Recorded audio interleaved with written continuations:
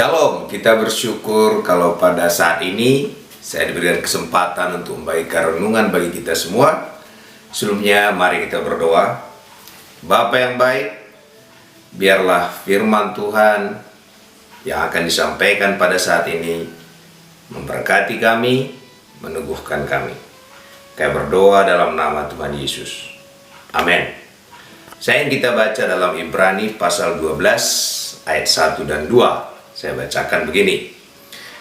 Karena kita punya banyak saksi bagaikan awan yang mengiringi kita, marilah kita menanggalkan semua beban dan dosa yang begitu merintangi kita, dan berlomba dengan tekun dalam perlombaan yang diwajibkan bagi kita. Ayat 2 dikatakan, marilah kita melakukannya dengan mata yang tertuju kepada Yesus, yang memimpin kita di dalam iman, dan yang membuat iman itu kepada kesempurnaan, yang dengan mengabaikan kehinaan tekun memikul salib ganti sukacita yang disediakan bagi dia yang sekarang duduk di sebelah kanan tahta Allah.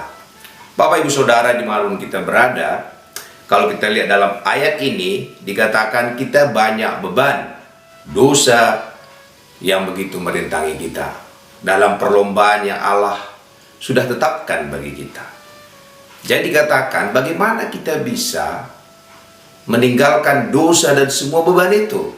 Ayat 2 diterangkannya dengan cara mata kita memandang Yesus. Jadi hari-hari ini apa yang kita lihat? Kalau beban itu kita lihat, apalagi kita analisis, makin besar beban itu. Semua penghalang-penghalang kita itu ternyata di ayat 2 sangat sederhana, dengan cara memandang Yesus. Dan kalau kita lihat, ada beberapa hal yang perlu kita sadari, hati-hati cara melihat. Di perjanjian lama kita melihat bagaimana istri Lot. Tuhan katakan waktu Sodom dan Gomora dihancurkan, jangan menoleh ke belakang. Jangan lihat kehancuran itu. Jangan lihat apa yang terjadi di belakang itu. Tapi istri Lot tak bisa menahan dirinya, dilihatnya. Salah lihat dia jadi tiang garam. Hati-hati apa yang kita lihat. Yang kedua, contoh lainnya lagi adalah waktu Petrus berjalan di atas air. Pada saat itu, waktu dilihatnya Yesus berjalan di atas air, dia tak pernah kok kursus untuk bisa berjalan di atas air. Petrus tidak pernah ada ilmu berjalan di atas air, dan Yesus juga tidak ajarkan ilmu itu kepada dia. Tapi waktu Petrus melihat Yesus berjalan di atas air, ya Petrus tentu jago berenang. Dan apa katanya kepada Tuhan? Suruh saya berjalan. Dan sepanjang mata Petrus melihat Yesus yang berjalan itu, dia berjalan. Jadi apa yang dilihat dalam diri Yesus, jadi dalam dirinya. Yang luar biasa, waktu matanya melihat gelombang kiri kanan itu, dia tenggelam. Timbul pertanyaan, apakah karena dia melihat kiri kanan dia tenggelam, atau karena dia tidak melihat Yesus? Jawabannya adalah karena dia tidak melihat Yesus. Gelombang itu dari awal juga tidak menjatuhkan dia. Badai itu tidak menjatuhkan dia, sepanjang matanya memandang Yesus. Hari-hari ini pun banyak sekali badai dalam kehidupan kita. Badai virus ini yang sedang terjadi, badai keuangan. Badai itu adalah bagian dari perjalanan kehidupan kita. Dalam sejarah manusia akan selalu ada badai. Jangan-jangan kita terlalu sibuk menganalisa badai itu. Kita mulai hitung-hitungan, kita mulai analisis segala sesuatu tentang badai, tentang penyakit, dan semuanya itu benar. Benar. Petrus itu kalau dianalisis tak mungkin berjalan di atas air, itu benar. Mau siapapun suruh berjalan air, itu benar. Kalau juga mungkin adakan penelitian keuangan kita, gara-gara krisis ekonomi ini akan jatuh, itu benar. Mungkin penyakit juga, usia kita segini akan kena penyakit, itu benar. Tapi waktu mata kita memandang Yesus, itulah kebenaran. Maka waktu Petrus memandang Yesus, semua fakta-fakta sekelilingnya tak menghalangi dia berjalan di atas air itu. Di mana kita berada hari ini, saya nggak tahu fakta apa yang sedang kita alami. Mungkin dokter sudah katakan tidak mungkin ada harapan. Mungkin kita juga sudah mengatakan kepada diri kita, keuangan kita juga mungkin tidak ada harapan. Tapi tahukah saudara, ada Yesus sumber pengharapan kita. Dia kekal dan Yesus tidak tergantung krisis ekonomi. Yesus tidak tergantung dengan semua apa kata pakar itu. Yesus itu jauh lebih hebat dari segalanya. Saya menantang kita memandang Dia. Apa yang kita lihat dalam diri Yesus itu menjadi bagian kita.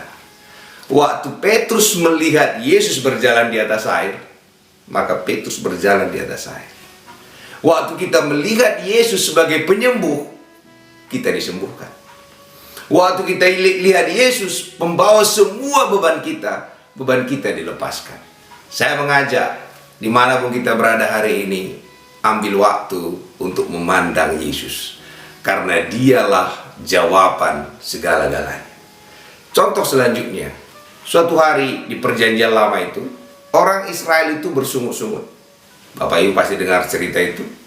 Waktu mereka bersungut-sungut, maka Tuhan mengizinkan ular mematok mereka. Dan waktu mereka dipatok oleh ular itu, maka Musa disuruh Tuhan untuk membuat ular tembaga. Tuhan tidak katakan, Tuhan tidak cari obat penawar racun. Tidak, jadi tidak dikatakan kasih makan obat ini, obat racun ini, enggak. Ada beberapa hal sini perlu kita belajar. Yang buat mereka dipatok ular itu adalah kesalahan mereka. Kenapa? Karena mereka itu bersungut-sungut. Dan obatnya bukan pakai obat-obat racun, yaitu hanya memandang ular tembaga yang Musa dirikan. Dikatakan Tuhan, setiap yang memandang ular tembaga itu, dia sembuh.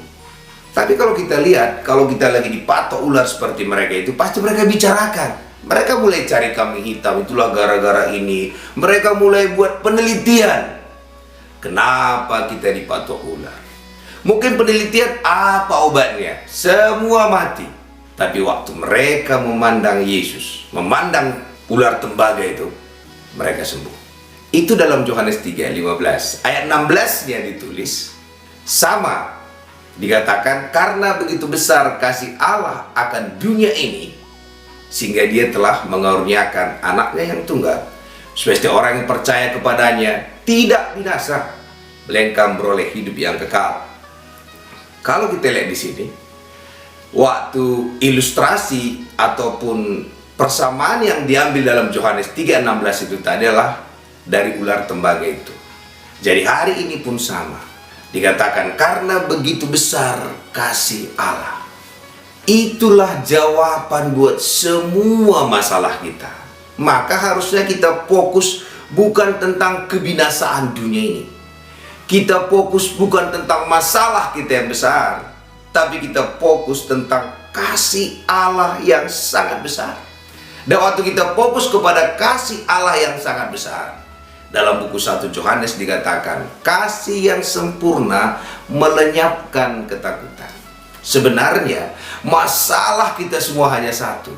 Kita nggak yakin kita dikasihi Tuhan. Contoh, kita semua percaya Allah itu maha kuasa. Semua kita percaya Allah itu penyembuh. Semua kita percaya Allah itu baik. Tapi semua kehebatan Allah itu, kita tidak begitu yakin Dia mau limpahkan kepada kita. Maka sering kita berdoa mengemis kepada Tuhan. Saya nggak perlu, kita ini anaknya. Bahkan Dia sudah mati bagi kita sebelum kita berdoa kepada Dia. Jadi pada saat ini saya ingin tekankan kepada kita, mari kita fokus kepada kasih Allah yang besar itu. Jadi kalau kita fokus kepada kasih Allah yang besar itu, maka hilanglah ketakutan kita. Bapak Ibu Saudara, kenapa kita khawatir? Kita curiga, jangan-jangan Tuhan tak tolong saya di sini. Kalau kita sakit, kita pun ketakutan. Kenapa? Kita juga curiga, jangan-jangan Tuhan tak mau menyembuhkan aku. Saya kasih tahu, waktu Yesus mati di kayu salib 2000 tahun yang lalu, kematiannya bukan hanya untuk orang percaya. Kematiannya buat seluruh dunia ini. Ini sangat penting kita pahami. Jadi sebenarnya dosa dunia ini Tuhan sudah ampuni semua. Tapi ada yang mau menerima, ada yang enggak. Maka dikatakan kepada setiap yang percaya kepadanya akan diselamatkan. Jadi kalau kasih Allah buat seluruh dunia ini, ada syarat dalam diri kita. Syaratnya apa? Kita terima itu dan kita percaya itu. Yang kedua, apa yang sudah Yesus kerjakan. Kalau kita percaya bahwa kasihnya buat seluruh dunia ini, keselamatan buat seluruh dunia ini, kesembuhan juga sama. Soalnya dalam buku Petrus dikatakan, oleh bilur-bilurnya kamu telah sembuh. Kesembuhan itu sudah terjadi. Jadi jangan lagi berdoa kepada Tuhan, maukah engkau menyembuhkan aku? Doa kita itu mengatakan kita tidak percaya bahwa dia sudah menyembuhkan. Dia sudah katakan, oleh bilur-bilurnya kamu telah sembuh. Jadi kalau Bapak Ibu ada yang sakit hari ini, jangan lagi pertanyakan apakah Tuhan mau menyembuhkan kita. Dia sudah bayar semua penyakit kita. Tinggal kita aplikasikan. Jadi waktu saya bawa kasih renungan ini, kalau saudara sakit, terima kesembuhan saudara. Kesembuhan diberikan cuma-cuma, sebagaimana keselamatan cuma-cuma, karena semua itu dibayar di kayu salib. Apa yang dibayar di kayu salib itu syaratnya hanya satu, kita terima dengan iman. Kita lihat cara menerima Yesus bagaimana. Mengaku dengan mulut, percaya dalam hati. Cara menerima kesembuhan juga sama. Mengaku kita telah disembuhkan.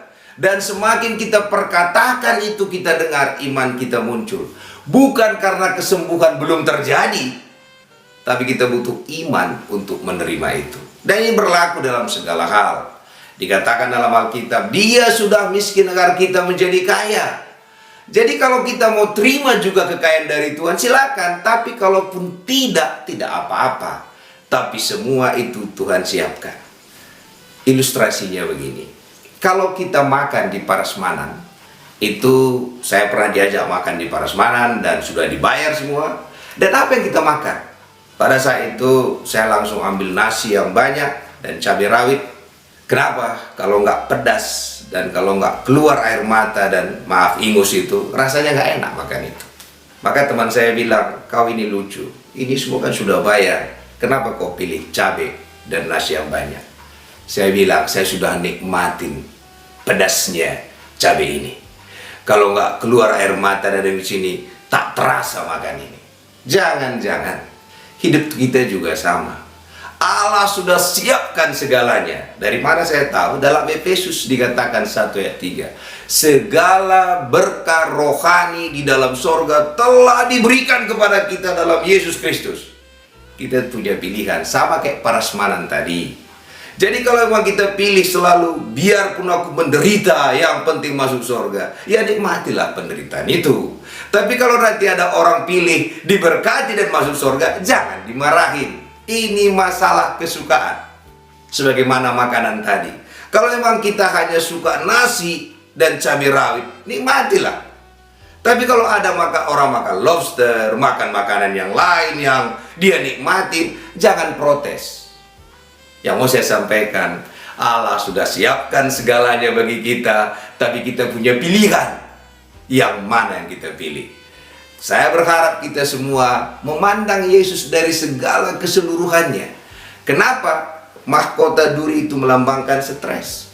Seluruh sakit penyakit dia lakukan itu buat kita. Kalau kita juga sakit-sakitan, buat apa dia sakit?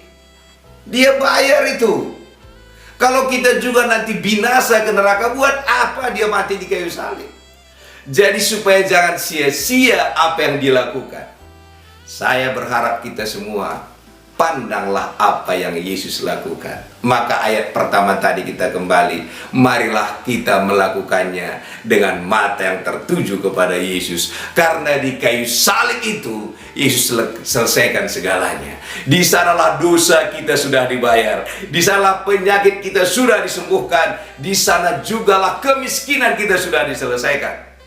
Saya menantang Bapak Ibu Saudara semua, jangan lihat sekelilingmu. Jangan terlalu lihat apa kata orang, apa kata dunia. Lihat apa kata Bapamu yang di sorga. Dia sangat mengasihimu. Dia mati bagimu. Diberikannya segalanya bagimu. Hanya satu yang dia minta. terimalah dia. Terima keselamatan kita, terima kesembuhan kita, terima sukacita kita, terima damai sejahtera, terima segala sesuatu yang Allah sudah siapkan lewat pengakuan mulut dan kepercayaan kita. Saya berdoa bagi kita semua. Bapa yang baik, biarlah hari ini mata kami memandang Engkau. Kami tak perlu lagi meragukan kasih sayang-Mu. Engkau berinisiatif mengatakan, karena begitu besar kasih Allah akan dunia ini. Biarlah kami fokus kepada kasih-Mu itu, dan apa yang Kau lakukan di kayu salib adalah bukti kasih-Mu. Di sanalah dosa kami dibayar, penyakit kami, kemiskinan kami, semua yang harusnya ditimpakan kepada kami, sudah ditimpakan kepadamu. Maka pada saat ini kami bisa bersuka cita karena kami menyadari Allah ada bersama kami dan Allah selalu memberikan kekuatan bagi kami. Terpujilah nama Tuhan. Amin.